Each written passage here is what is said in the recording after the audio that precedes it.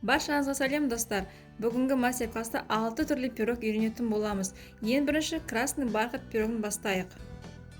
Ол үшін ұнымызға қантымызды, разрыхлителді какаоны салып, жақсылап тұрып, үшеуін бірге араластырамыз.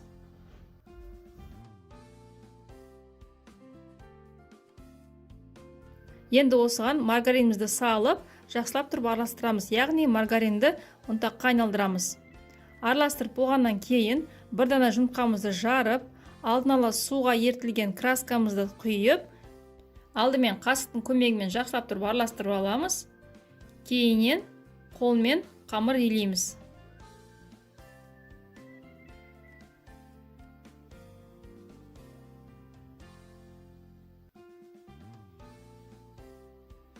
Мінекей қамырымыз дайын. Енді осы қамырымызды бірінші қамырымызды сәл кішілеу қылып, екінші қамырымызды сәл үлкендеу қылып, екі бөлікке бөлеміз. Кішкене қамырымызды пакетке салып, морозилкаға салып қоямыз. Енді осы кезде салмасын дайындаймыз. Салмасына творожный сырға бір дана жұмыртқаны және қантты салып, жақсылап тұрып араластырамыз. Мінекей енді үлкен қамырымызды алып, дәл осылай форманың үстіне жайып шығамыз. Егер де сіздерге менің видеом ұнап жатса, менің каналыма тіркелуді, лайк басуды ұмытпаңыздар. Алда мен сіздермен әлі көптеген жақсы рецепттермен бөлісетін боламын. Енді мінекей қамырымызды алып, форманың үстіне салып, тағы да қолымызды сәл сулап, қамырымызды шетіне қарай итеріп жайып шығамыз.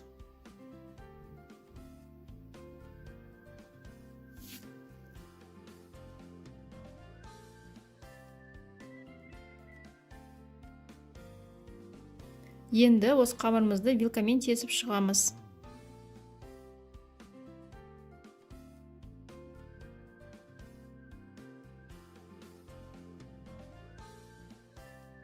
Енді салмамызды қамырдың үстіне салып, біркелкі етіп, жайып шығамыз.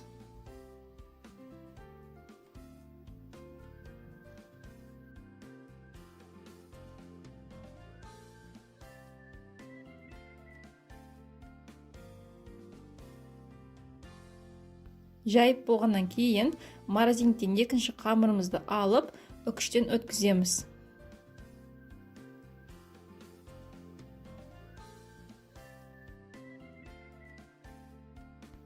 Үкіштен өткізіп болғаннан кейін қамырымызды салманың үстіне біркелкетіп жайып, қызып тұрған пешке 180 градуста дайын болғанша пісіріп аламыз. Мінекей пирогымыз дайын. Бұл пирогтың дәмі мен ойлағаннан да өте керемет болып шықты. Сіздерге де жасауға кеңес беремін.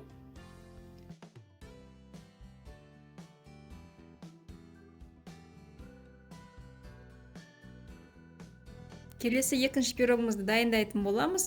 Ол соңғы кезде сұранысқа ие болып жүрген пирогтардың бірі сникерс пирогы. Ол үшін бізге ұнымызға какаоны, разрыхлителді және маргаринді салып, жақсылап онымен бірге біріктіреміз. Яғни маргариніміз ұнтаққа айналып кетуі қажет.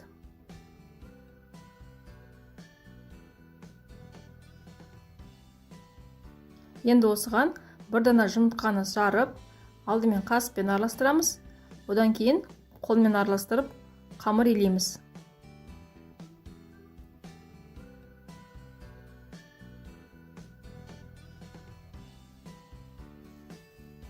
Енді осы қамырымыздың жақсылап иін қандырғаннан кейін қамырымызды екі бөлікке бөлеміз.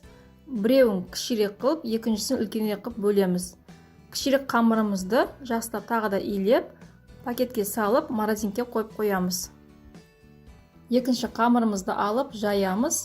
Егер сіздерде дәл менікіндей форма болса, осылай форманың үстіне бірден жайсаңыздар болады. Енді мінекей форманың үстіне қойдым. Енді қамырымызды жақсылап тұрып формаға бекітеміз.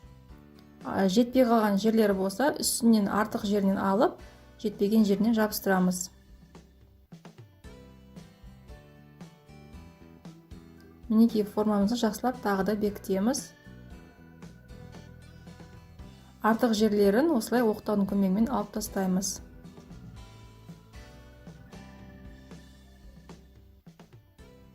Енді қамырымызды шанышқан көмегімен тесіп шығамыз. Енді салмасын дайындаймыз. Салмасына Карамельдің үстіне жаңғағымызды салып, жақсылап тұрып араластырамыз. Яғни екеуін біріктіреміз. Карамельді сапасы жақсы вареный сгущенкамен алмастыруға болады. Егер де сіздерге менің видеом ұнап жатса, лайк басуды, тіркелуді және қоңыраушаны басып қойды ұмытпаңыздар. Өйткені алда мен сіздермен өте керемет пирогтардың рецептісімен бөлісетін боламын. Енді салмамызды алып, қамырдың үстіне салып, біркелкі етіп жайып шығамыз. Салмамыз бір тегіс болу қажет.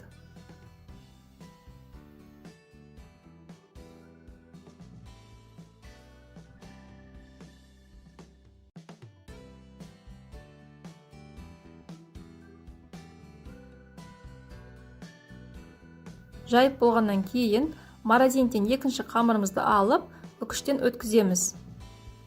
Яғни майда крошкалар жасаймыз.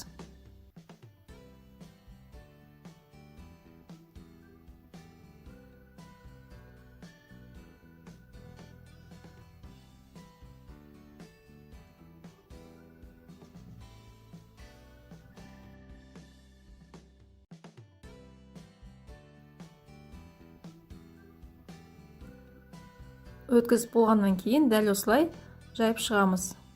Біркелкі етіп, барлық карамельдің барлық үстін жауып шығуымыз керек. Жақсылап жайып болғаннан кейін осы пирогымызды қызып тұрған пеште 180 градусқа 30 минутқа қоямыз. Ал мінекей пирогымыз дайын. Қалауыңызша бетіне қант ұнтағын сепсеңіздер болады. Мен бұл пирогты бірінші рет жасадым. Және бір жасағаннан мені өзіне баурап алды. Дәмі өте керемет болып шығады. Сіздерге де даярлап көруге кеңес беремін. Енді астарыңыз дәмді болсын.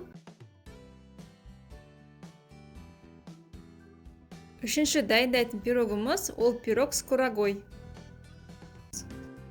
Ол үшін ең алдымен кепкен өрігімізді алдын ала жуып, қызып тұрған отта 15 минутта қайнатып аламыз. Қайнағаннан кейін сүзіп алып, үстіне қант, аздап кішкене суынан құйып, блендердің көмегімен езіп аламыз. Мінекей салмамыз дайын. Енді қамырға кірісеміз. Ұнға маргаринді, қантты, қопсытқышты салып, жақсылап біріктіреміз.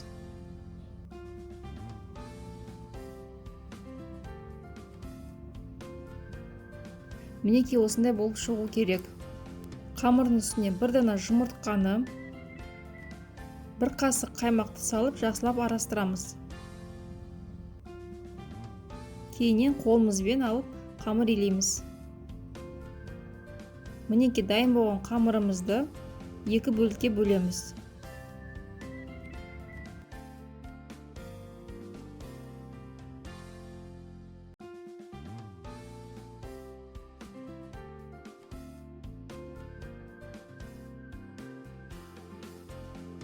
Қамырымыздың кішкене бөлігіне бір шай қасық алкализованный какаоны салып, жақсылап біріктіреміз. Бұл біздің пирогымыздың әрлеуіне алда керек болады. Мінекей дәл осындай болып шығады. Енді қалған қамырымызды алып жаямыз.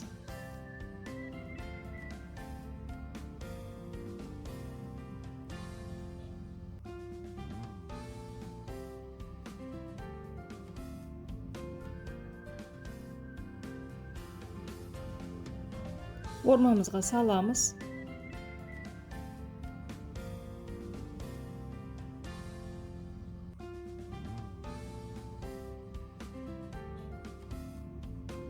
Формамызға жабыстырып бекітеміз.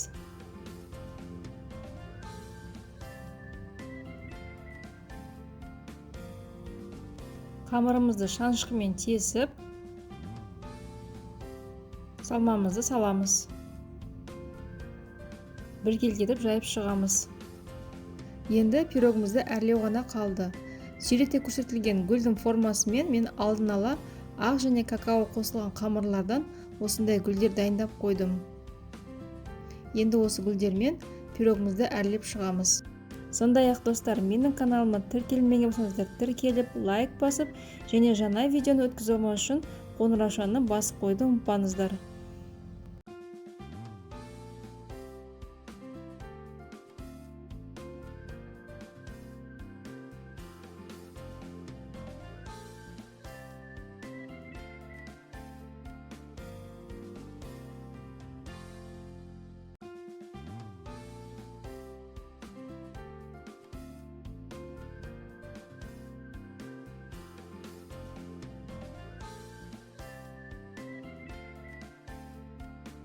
Дайын болған пирогымыздың үстіне жұмыртқаның сары уызын жағып шығамыз.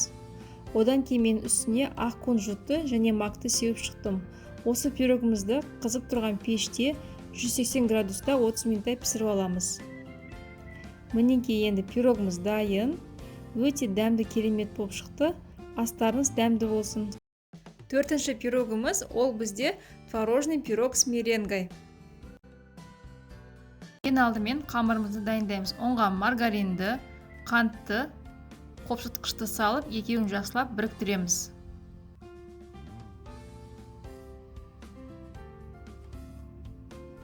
Мінекей дәл осындай болып шығу керек.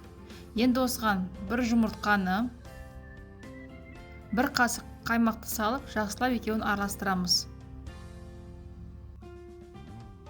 Кейіннен қолымызбен қамыр илейміз. Қамырымыздың әбден иігін қандырамыз. Кейіннен аздап ұн сеуіп, қамырымызды жаямыз.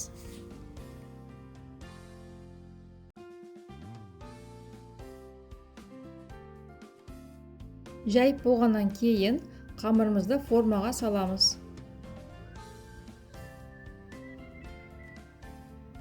Шеттерін формаға біріктіреміз. Артық қамырларымызды осылай алып тастаймыз.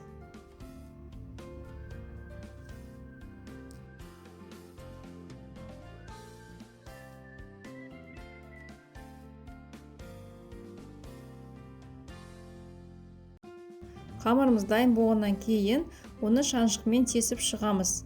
Тесіп шыққаннан кейін пирогымыздың салмасын дайындаймыз.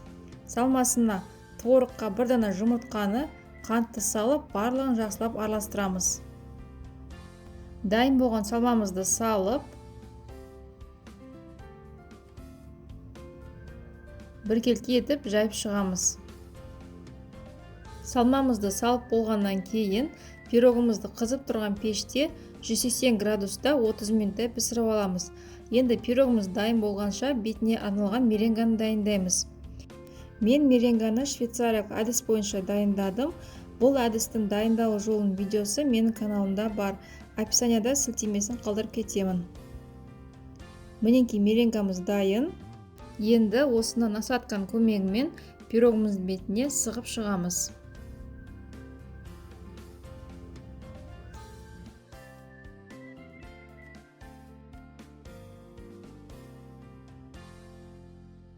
Меренгамызды сығып болғаннан кейін пирогымызды қызып тұрған пеште 150 градуста 10-15 минуттай қойып аламыз. Мінекей пирогымыз дайын болды. Сіздерге де дайындап көруге кеңес беремін. Төртінші пирогымыз салмасында черносливі бар пирог дайындайтын боламыз. Ол үшін ең алдымен салмасын дайындаймыз. Салмасына қара өрікті алып, алдын ала жуып, 10 минуттай суда қайнатып аламыз. Қайнағаннан кейін өрігімізді сүзіп алып, үстіне қант салып, аздап суынан қосып, блендердің көмегімен езіп аламыз.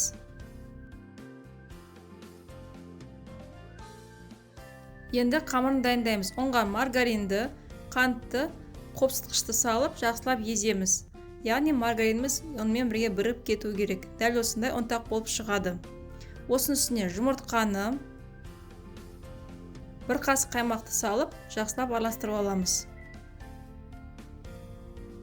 Кейіннен қолмен жақсылап оны қамыр илейміз. Мінекей қамырымыз дайын.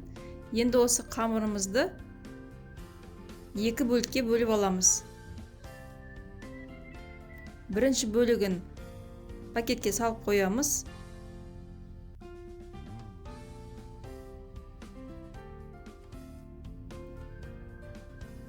Екінші бөлігіне какаоны салып, жақсылап біріктіреміз. Бұл бөлік бізге кейін пирогымыздың бетін әрлеуге керек болады.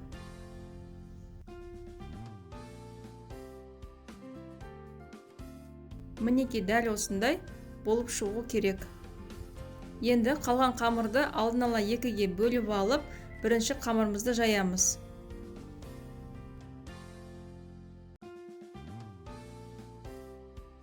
Формамызға салып, шеттерін біріктіреміз. яғни формаға жабыстырамыз.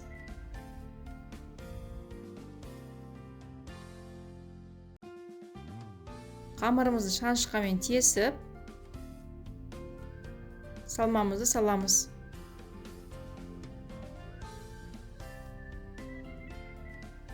Салғаннан кейін біркелкетіп жайып шығамыз. Енді пирогымызды әрлеу ғана қалды. Екінші қамырымызды алып жаямыз.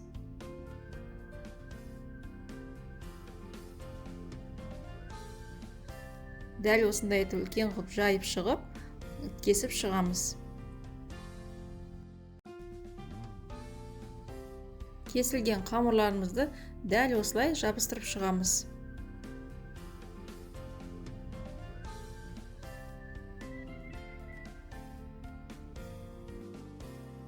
Достар, егер де сіздер менің каналыма тіркелмеген болсаңыздар, тіркелуді және де қоңыраушаны бас қойды ұмытпаңыздар.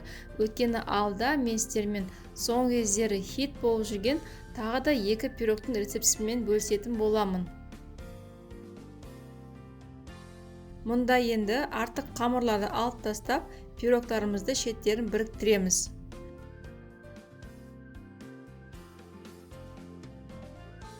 Мен алдын ала суретте көрсетілген формамен какао қосылған қамырдан осындай гүлдер жасап алдым.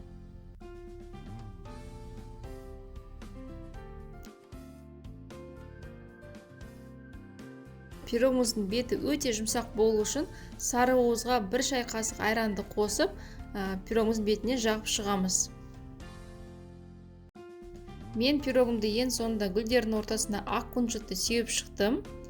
Енді осы дайын болған пирогымызды алдын ала қызып тұрған пеште 180 градуста 30 минуттай пісіріп аламыз.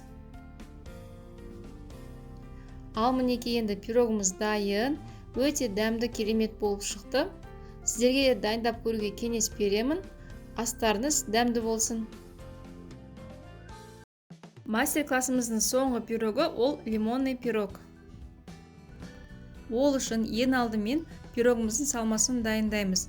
2 лимонды алып, терка арқылы цедрасын өткізіп аламыз. Енді осы 2 лимонның бізге соғы қажет. Соғын соковыжималка арқылы не болмаса қолыңызбен сығып алсаңыз болады. Лимонның сегі өтіп кетпес үшін сүзгіштен өткізіп аламыз.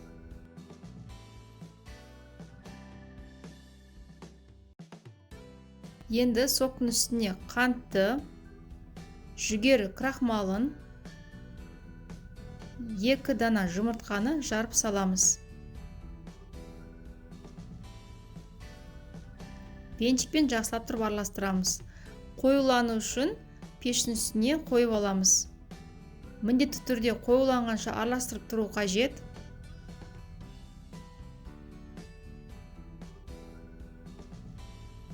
Мінекей дәл осындай қою болып шығады. Енді осының үстіне сары майымызды салып, тағы да жақсылап тұрып араластырамыз. Дайын болған салмамызды ыдысымызға салып құямыз. Мінекей дәл осындай қою болып шығады. Енді қамырымызды дайындаймыз. Оңға маргаринді, қантты, қопсытқышты салып, жақсылап тұрып араластырамыз. Яғни маргариніміз онымен бірігіп кетуі керек.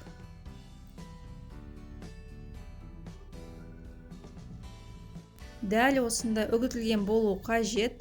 Осының үстіне 1 дана жұмыртқаны, 1 қасық қаймақты салып, алдымен қаспен араластырып аламыз. Кейіннен қолымызбен қамыр илейміз. Мінекей қамырымыз дайын. Қамырымыздың кішкене бөлігін пирогтың бетіне әрлеуге алып қаламыз. Қалған қамырымызды жаямыз.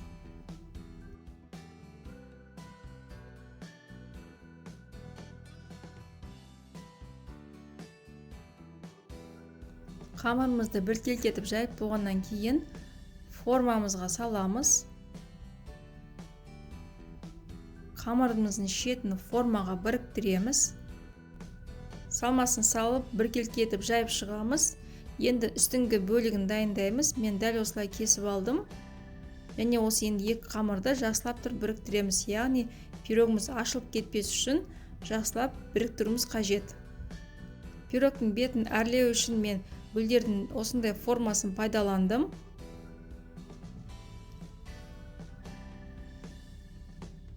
Мінекей осылай етіп қойып шығамыз. Пирогтың бетіне 1 шай қасық айран қосылған сары уызбен жағып шығамыз. Мұндағы айран пирогтың бетін өте жұмсақ қылады. Дайын болған пирогымызды 180 градуста 30-40 минутта пісіріп аламыз.